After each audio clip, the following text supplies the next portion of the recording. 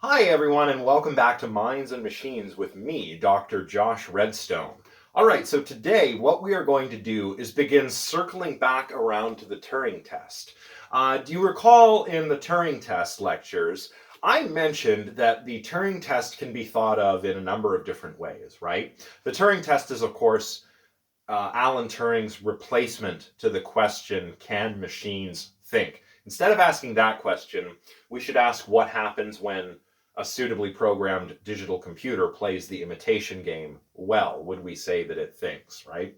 But I also mentioned that the Turing test can be thought of in a couple of different ways. And Turing himself thinks of the imitation game in these two different ways. He sometimes talks about it as if it's a thought experiment, right? Asking, are there imaginable digital computers that could play this game well? Is it in principle possible that a digital computer could do this kind of thing? You know, what are your intuitions about that? Does that get your intuitions pumping? And then he also kind of treats it as an empirical experiment. You know, when he says, for example, that in 50 years' time, so from the time he's writing at the end of the 20th century, beginning of the 21st century, there may be digital computers that can pass the game fairly well. I forget the exact figure he gives, but he says something like, a human being will not have more than a 70% chance of making the right identification after 5 minutes of questioning the machine, or something, right? So there's these two ways we can think of the test: thought experiment, empirical experiment. Today, we're going to look at an interesting example that often pops up in philosophy of mind and cognitive science textbooks when it comes to the Turing test. And it's all about ELIZA, or ELIZA, I suppose, the chatbot. Now, ELIZA was one of the first chatbots, and it was actually a fairly simple program. It would have had to have been run on one of these big room-sized mainframe computers that they had back in the day, back in the 1960s, right? Because computers were, of course, much larger back then. But ELIZA represented something kind of new. Following Alan Turing's work, we encounter figures like Alan Newell and Herbert Simon, who I mentioned in my lecture, What is the Mind? And Newell and Simon were very big on the symbolic cognition paradigm. They kind of kicked it off along with, figures like Turing. And they articulated the physical symbol system hypothesis, which says that, not only is computation cognition, or cognition is computation, but computation/cognition is a symbolic process, right? We represent information with symbols. We can express complicated expressions by stringing these symbols together. And there are rules according to which we can manipulate the symbol structures that themselves can be represented as symbol structures. That's the physical symbol system hypothesis. So Newell and Simon were very interested in things like general problem solving. They actually had a computer program called the General Problem Solver that would try to solve little logic puzzles, like the foxes and chickens problem, or the problem of, you've got so many buckets, but you have to move the water from one bucket into another bucket without any of the buckets overflowing. Problems like this, little brain teaser problems. Another thing they were really into was getting computers to play chess, right? Because chess is a very logical game. Chess is all about rules, so it's a very algorithmic sort of thing. So it's the kind of thing we could program a computer to play. And there was a lot of optimism at this time of the promise of strong AI, or artificial general intelligence. In the 1950s, it was thought that we were not really that far away from making a symbolic computer that could do the kinds of things that human beings can do. So a lot of these early efforts, people were very optimistic about what we would achieve within the near future. And a lot of the research was very focused on things like puzzles, certain problems like, having a computer play chess or solve chess puzzles, stuff like this. What wasn't really going on was teaching a computer how to hold a conversation. And that is, of course, how Turing operationalized intelligence, right? He said, if we want to know if a computer can think, we need to see it do something that we all agree thinking things can do, and that is to hold a conversation. So in the 1960s, along comes Joseph Weizenbaum, who created a computer program called ELIZA that was meant to hold a conversation. And we're going to look at an example conversation from ELIZA, which you can read in Weizenbaum's 1966 paper, which is available on CU Learn. Yeah, we'll take a look at that, and then we'll ask whether ELIZA passes the Turing test. So a couple of quick important things about ELIZA. ELIZA was named after a character in the novel Pygmalion by, is that Shaw? George Bernard Shaw? Ah, yes, it was Shaw, but it wasn't a novel, it was a play. So ELIZA is the poverty-stricken flower-selling girl in this play, well, through a series of interesting events, she begins to learn how to speak more proper. So, just an interesting side note, this is where ELIZA, the computer program, gets her name from this fictional character. Anyway, ELIZA, the computer program, was programmed to behave like a psychotherapist, specifically a Rogerian psychotherapist or a humanist psychotherapist. This is Carl Rogers. If you're interested in humanist psychology, check out Carl Rogers. Now, how would ELIZA work? Well, you can read the detailed description in Weizenbaum's 1966 paper, but basically the long and short of it is, using only about 200 lines of code, the program could search for keywords in sentences that it received from a user. So the user types what she or he wants to tell ELIZA, and ELIZA returns a response on a computer screen. So it's already kind of geared toward a Turing test imitation game kind of scenario, right? So ELIZA uses about 200 lines of code to do some searching for keywords, together with some pre-programmed canned responses to generate replies to the user.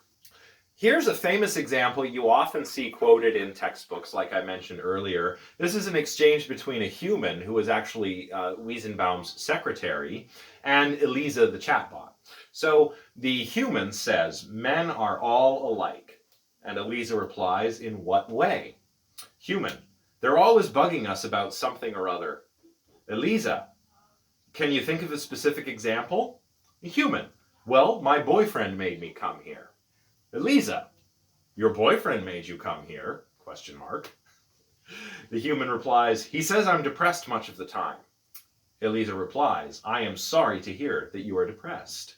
The human replies, "It's true. I am unhappy." So that's a little conversational snippet. And you can find that on pages 36 and 37 of Weizenbaum's paper if you'd like to take a look.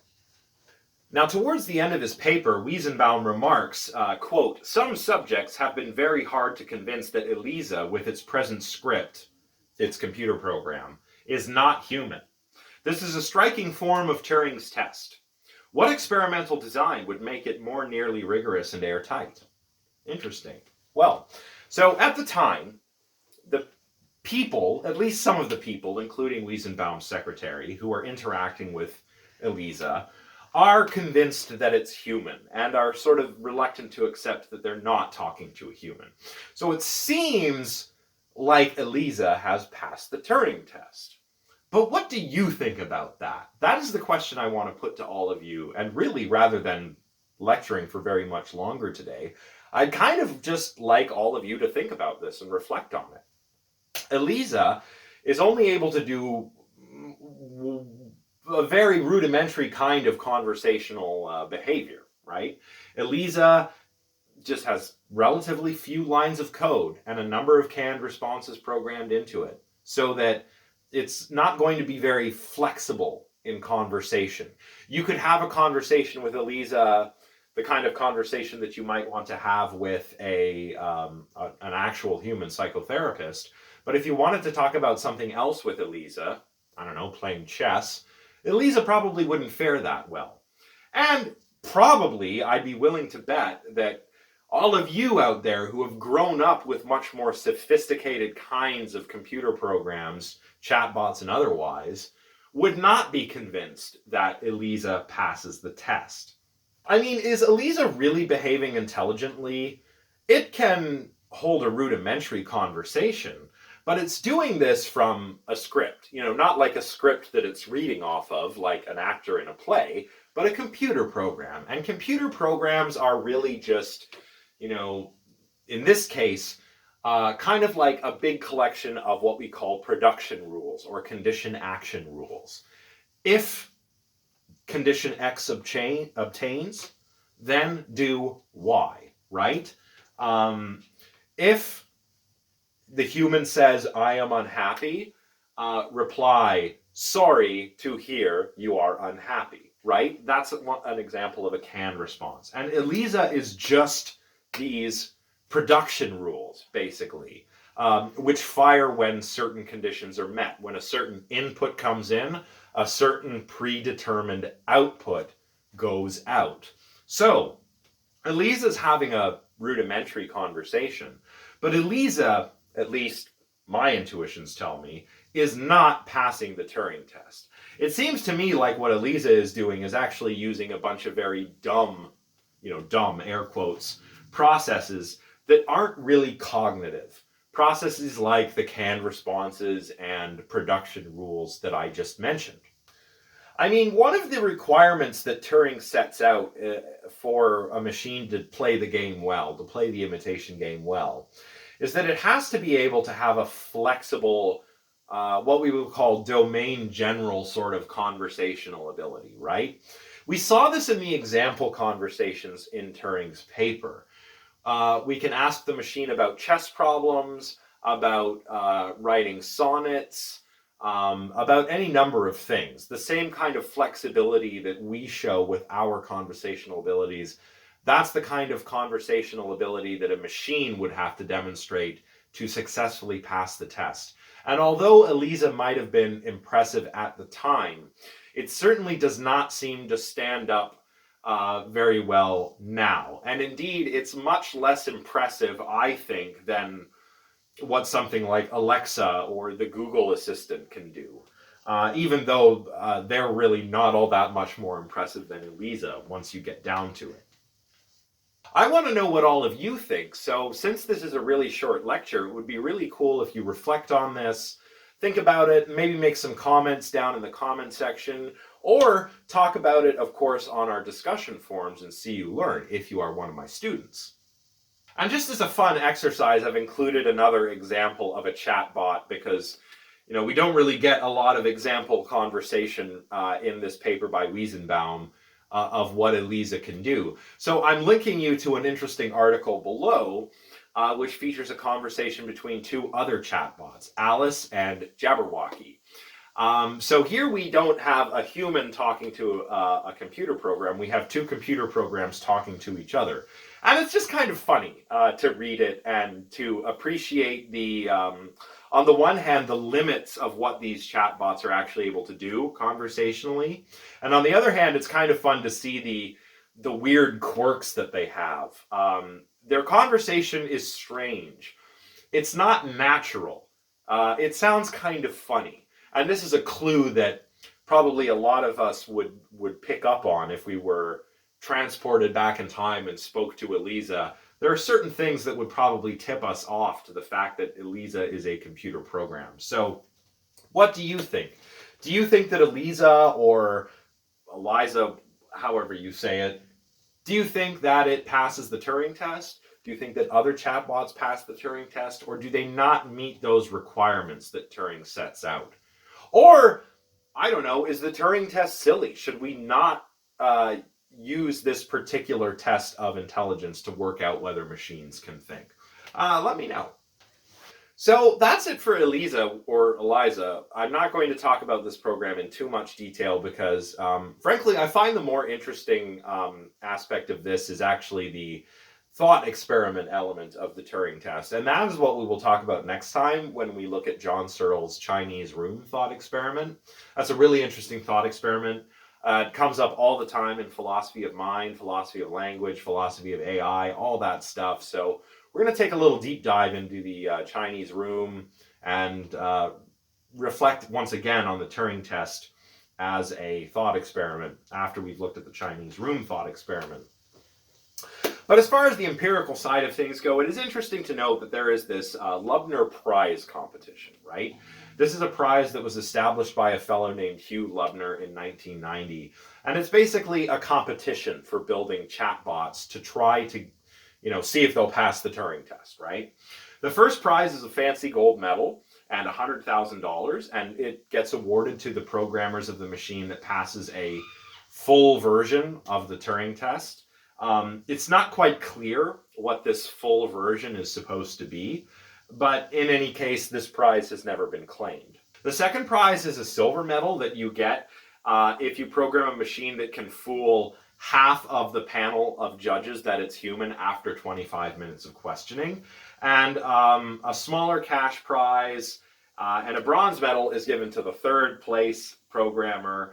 And this is given if the programmer has created a machine that the judges determined to have performed the best if the first and second prize go unclaimed.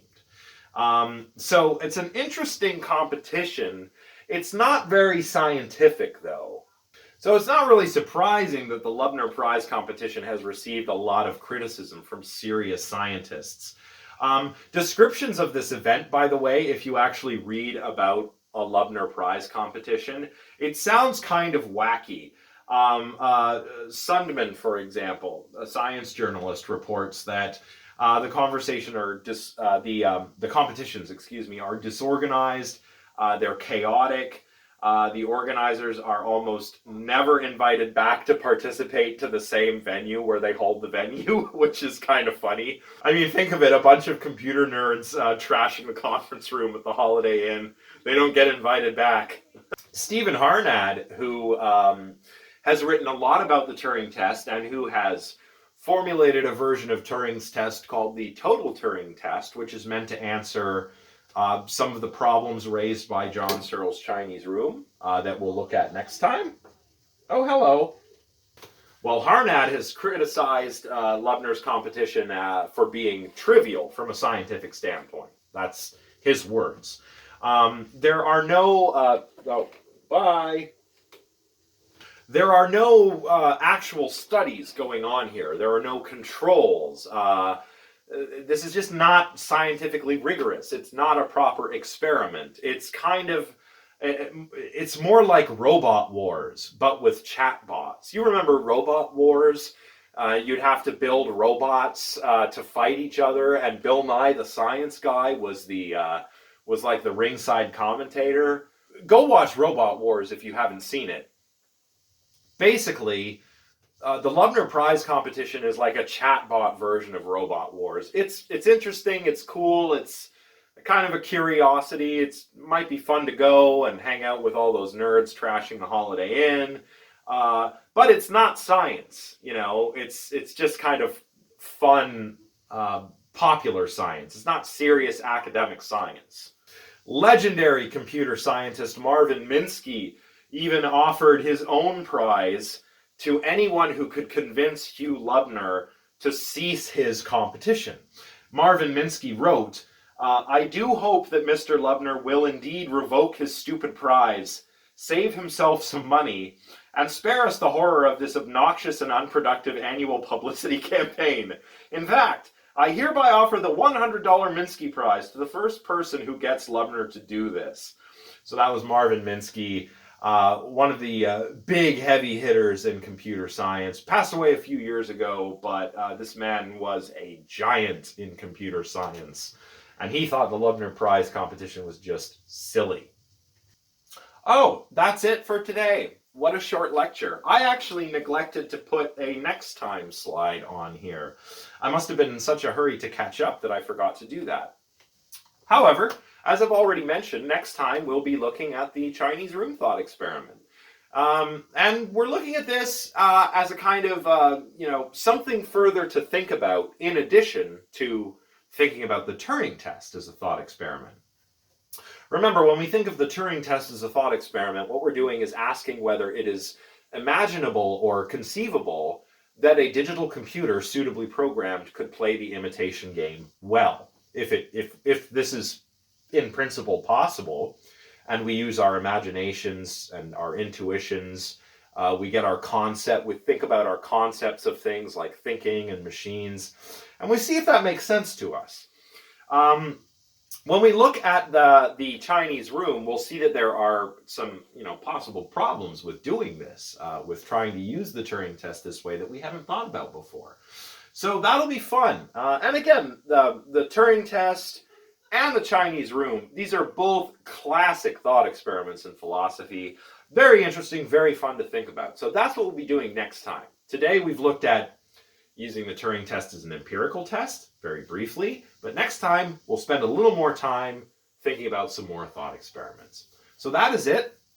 Please read John Searle's 1980 paper, Minds, Brains, and Programs. Read the paper, and if you like, read the first two objections and replies. You don't have to read that entire section. It's much too long. Just read the main paper and then the first couple of objections and replies, because we're going to be looking at those objections and replies, namely the systems reply and the robot reply, when we talk about Searle's Chinese room thought experiment. So that is it for today. I know this has been a short one and I've been talking real fast. That's because I want to get us caught up because we're almost at the end of the course. So that's it for today, and I'll see you all next time. Bye for now, everyone.